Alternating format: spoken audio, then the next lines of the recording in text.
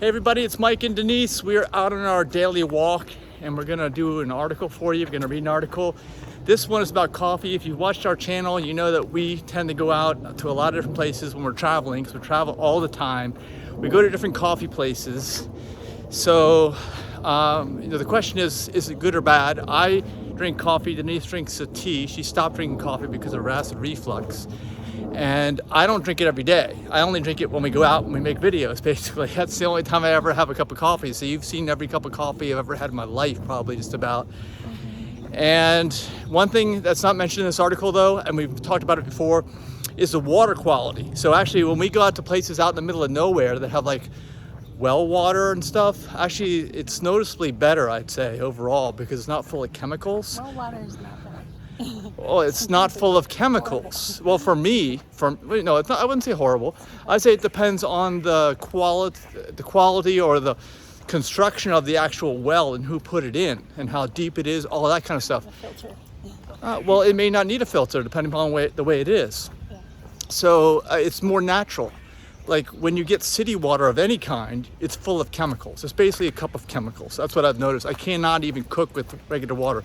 Anyway, that's enough of this talking about it. Let's let Denise read it and we'll do our comment while Denise reads the article. Okay. Everything about coffee plus caffeine, does it help or hurt your health? Coffee is one of the most popular beverages in the world, with an estimated 2.25 billion cups consumed daily. She's got bug bites from our trip to New Hampshire. And actually here, we have our water bottle, which I just got from Denise. You can get it at aPlantBasedDiet.org. Click on merch. It cites medicalnewstoday.com. The question of whether coffee is good or bad for the human body and health has been a topic of debate for many years. In this essay, we will explore the apparent benefits of consuming caffeine in coffee, as well as the negative effects on consuming non-organic coffee, highly acidic liquid coffee, and the known good and bad health effects of consuming caffeine found in coffee. We will also discuss whether drinking liquid caffeinated coffee hydrates or dehydrates the body, the colon flushing enema-like effects of consuming liquid coffee, and the difference between simple regular coffee and espresso. Finally, we will examine the concerns about what folks typically add to their coffee drinks and potential negative health consequences, the number of cups of coffee that can be consumed daily, and whether caffeine addiction is a major problem in society. Okay, so as you can see, it's way more than just about caffeine or coffee. Most people, when they talk about this, that's what they're talking about. They're talking about taking caffeine versus not, or just having coffee versus not, but it's way more complicated than that. And like I said, this article doesn't even get into the water issue. Quality. Yeah. The benefits of consuming caffeine in coffee. Low to moderate doses of caffeine, 50 to 300 milligrams, may cause increased alertness, energy, and ability to concentrate, while higher doses may have negative effects such as anxiety, restlessness, insomnia, and increased heart rate. However, there are many apparent benefits. There's a softball game going on with kids of consuming caffeine and coffee. For example, coffee contains antioxidants and other active substances that may reduce internal inflammation and protect against diseases. Yeah, and they say this, but coffee is it's a cooked product, right? I mean, it's very hot. I mean, doesn't it kill almost everything? No, hot chocolate doesn't kill everything, does it? I think it might. That's what I'm thinking. Studies suggest that coffee may offer some protection against diabetes and some cancers. Evidence from the American Institute for Cancer Research concludes that drinking coffee may reduce risk for endometrial and liver cancer. A large cohort of 37,514 women concluded that moderate coffee drinking of 2 to 3 cups a day was associated with a 21% reduced risk of heart disease. Another meta-analysis of 36 studies, including men and women, reviewed coffee consumption and risk of cardiovascular diseases, including heart disease, stroke, heart failure, and deaths from these conditions.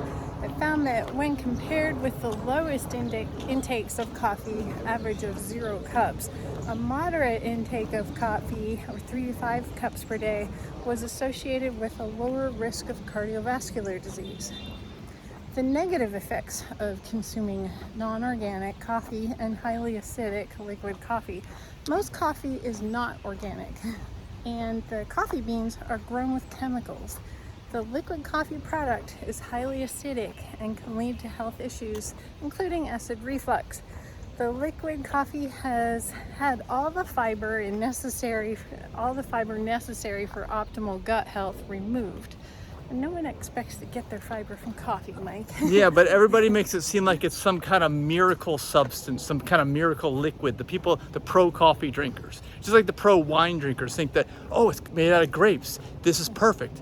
You know, it's the worst form of that plant you can imagine.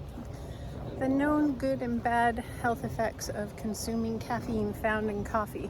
Caffeine is the first thing that comes to mind when you think about coffee. Caffeine is a stimulant that can increase alertness and improve mood. It does make me less grouchy in the morning. And yawny. However, caffeine can also cause negative effects such as anxiety, restlessness, insomnia, and increased heart rate.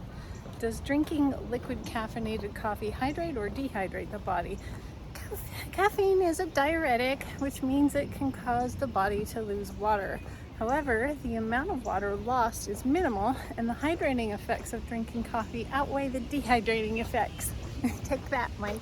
That's, I guess that's what they say. They also said that there's some kind of positive health effects from drinking coffee earlier in this article. I don't know. I'm not sure. I'm not convinced. The source was everydayhealth.com. I don't know if that is a nonprofit or sponsored by Maxwell Health site or what. Yeah.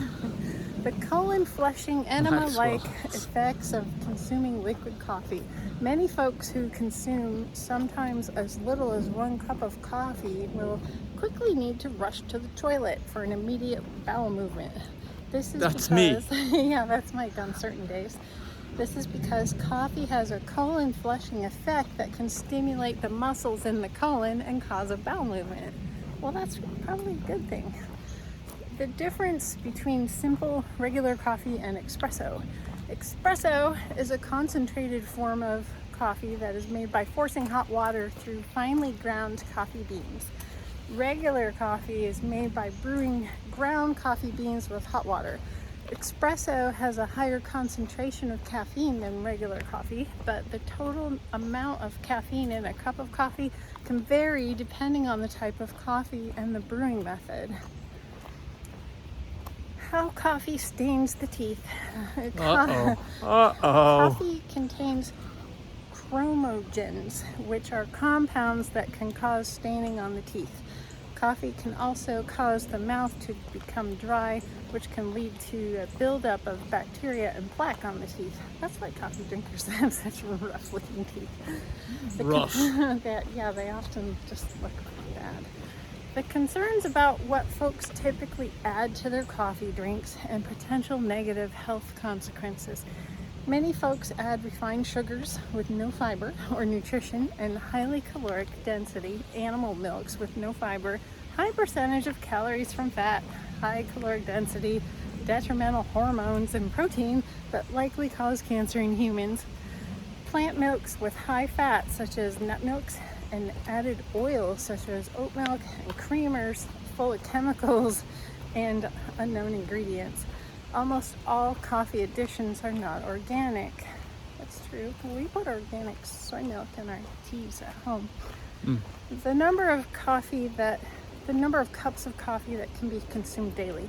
Moderate coffee drinking of 2 to 3 cups a day was associated with a 21% reduced risk of heart disease. Whether caffeine addiction is a major problem in society.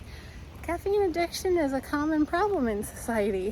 However, Caffeine addiction is not considered a major let problem. Let me also say one thing. You saw an article and you sent it to me from Nutrition Facts, Dr. Greger today. Just happened to be on this. I actually put this together yesterday, so it was kind of a coincidence. But he mentioned there about this heart disease and other things. It could just be that people who drink coffee are more active, okay? Yeah. And that could be the reason why they have a reduction in these things, because you got to move like we do, right? Every day. And that is a huge positive benefit to reducing illness. And it may have nothing to do with the coffee or the caffeine, just so you know. It may have nothing to do with that. Could be. The negative effects of caffeine are generally mild and short-lived. It is important to be able to skip days ingesting caffeine on a regular basis to be certain that someone doesn't become addicted. That's silly. I mean, if you can't stop for even one day, I would say that everyone would say you're addicted. Yeah, but it only takes like 1 cup to addict someone. Right, but if you can't even stop for one day, then that's what the problem is. That's what the article's saying. Yeah. If you can't stop. Overall assessment. I'd say most coffee drinkers probably are addicted. Yeah, I'd say 99%. You're one of the few that can skip all week long and only drink it on the weekends. Based on the research, consuming coffee seems to have a net benefit. Coffee contains antioxidants and other active substances that may reduce internal inflammation and protect against disease.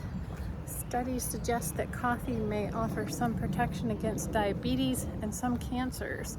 Evidence from the American Institute for Cancer Research concludes that drinking coffee may reduce a risk for endometrial and liver cancer.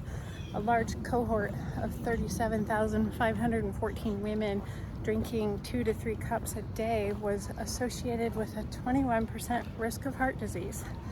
Another meta-analysis of 36 studies, including men and women, reviewed coffee consumption and risk of cardiovascular diseases, including heart disease, stroke, heart failure, and deaths from these conditions. It found that when compared with the lowest intake of coffee, 0 cups, a moderate intake of coffee, or 3 to 5 cups a day, was associated with a lower risk of cardiovascular disease. However, it is important to consume organic coffee and avoid adding refined sugars, animal milks, and creamers full of chemicals and unknown ingredients. It is also important to consume coffee in moderation with a recommended daily intake of 2 to 3 cups a day. Yeah, that's a huge amount for me. That's all I gotta say. Let's have 3 cups of coffee. I can't remember the last time I had that. I would put the whole pot in my thermos and drink it throughout the day. A lot of my coworkers are up to about 7 cups a day. That is definitely too much. Oh my gosh. Yeah, and it's not that hard to cut back. You just gotta be mindful of it. You think, okay, noon break, maybe a lunch break, and my 3 o'clock break, and that's enough for the day. Well, also, if you want the full text of this, go to our YouTube channel, go to my Facebook profile, Mike Young, and look around this time this video is released. It'll be out there. It'll also have all the hyperlinks to the sources, so you can check on those. But this is still controversial, if you ask me. Even all this is still one of these things where I think people want to hear good things about their bad habits. Yeah, so a lot of those research studies could have been funded by Folgers. Yeah, and like I mentioned, they could have just been that these people are more conscious of their health in general, or they're moving more than the average person because they got all this caffeine in them. Yeah, it could be that. I always used to exercise after drinking the coffee. I would walk faster and run further. Okay, so let us know. Also get our free book, Live to 150, at liveto150.org. And you can get this, our merch. Make sure you get out and get your exercise, and we'll give us a like, subscribe, and we'll see you in the next video. Bye.